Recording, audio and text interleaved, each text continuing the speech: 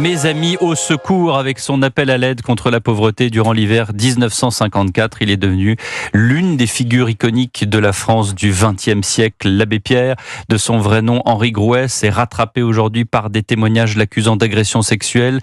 Pour beaucoup de Français, c'est évidemment la stupéfaction. Pourtant, c'est à la fois la Fondation Abbé Pierre et Emmaüs France qui publient ces révélations dans un rapport d'enquête 17 ans après la mort de l'abbé Pierre. Bonsoir Louise Salé. Bonsoir Pierre, bonsoir à tous. Qu'y a-t-il exactement dans ce rapport ? Eh bien, c'est un document assez succinct de 8 pages rédigé par la féministe Caroline Dehaas, dont le cabinet d'expertise est spécialisé dans le traitement de ces affaires.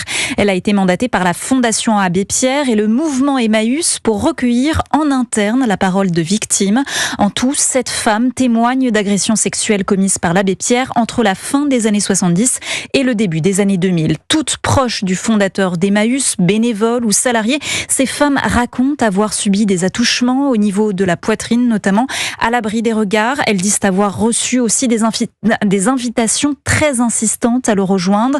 L'une d'entre elles, mineure au moment de certains faits, raconte avoir été forcée d'embrasser le prêtre sur la bouche. Des situations d'emprise facilitées par la différence d'âge et une forme d'idolâtrie, écrit Caroline Dehaas dans ce rapport.